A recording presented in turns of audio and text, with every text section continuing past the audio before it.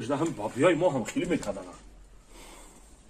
پارو که میزنن تانا کارچکا گرفته ایسو میخوردن و ایسو بازار بردن همکنه آخی 10 بار گپ میزنم یک تاش دوغره کردم اینا تلب شاپیدن خیلیان آبتیه سازی را میگم اینا کاری دماغه کلان یا 10 تانشا و 8 تانشا میفروشم آخه اینا 2 تانی دیگه شا استفاده خانه ده همی عشق پلاو کده شاوله کده خورده خان بریم آخه آبی تمشی یکو بریم یا تحرک کنیم که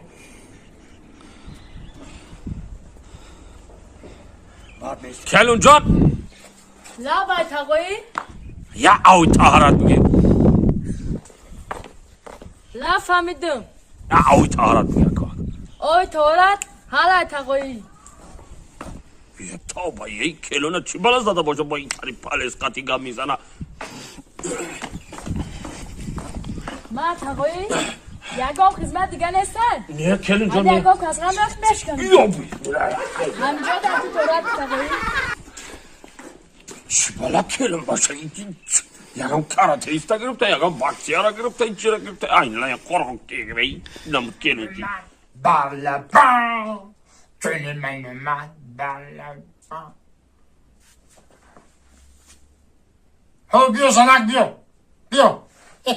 سازی تینجی زنک چکدی چی که بخواره مردک ها همین توی مانه یه موشدن ها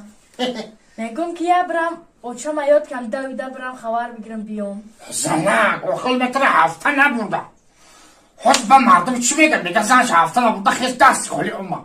مردک بیشتر پروانه که کیبکر چکر میکشم میرم یا میشکنه بفهمم که میمونی آه گوش زنک میره بگه جای خونه میشه نایلی مایلا ها کی یکم پرابلم من شما давай زنک خدمت راشدی я жду тебя مایلا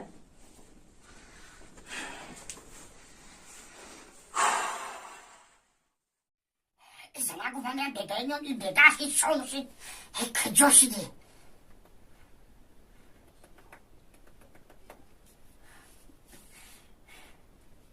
الو سلام علیکم سوزت اینجا ببخشید خلا آخه من ویده برای کدام تو شما را خبر بگیرم این نیامد دیگه خون بگهی شم نشده میام شم شده نیامده الا خوش شده گوگا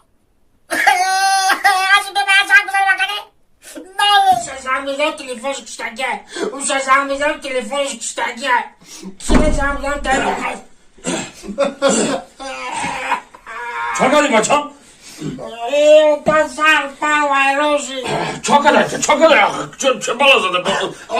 آوازی گیره تای بیرش اینو گفتم چی بالا زده باشم با ایره همین زنم گفت که من خونه رو چند برم گفت دریده و بگه همین رو گفت زنم خونه من هفته نبودم از من رفتم گفت نه من میرم هیچ کنه میبینم که کمی کشو میرم گفت این زنی من خود بچه صفت نیسته